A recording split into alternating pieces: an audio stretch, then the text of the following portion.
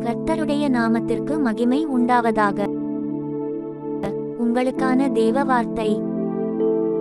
நான் கர்த்தரை நோக்கி, நீர் என் அடைக்கலம், என் கோட்டை, என் தேவன், நான் நம்பியிருக்கிறவர் என்று சொல்லுவேன். ஜெபம். கர்த்தாவே, நான் உம்மை என் அடைக்கலமாகவும் என் கோட்டையாகவும் என் தேவனாகவும் நம்புகிறேன். எந்த தீமை வந்தாலும் நீர் என்னை பாதுகாப்பீர் என நம்புகிறேன்.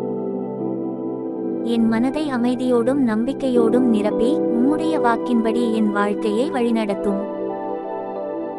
இயேசுவின் நாமத்தில் ஜெபிக்கிறோம் எங்கள் நல்ல பிதாவே. ஆமென்.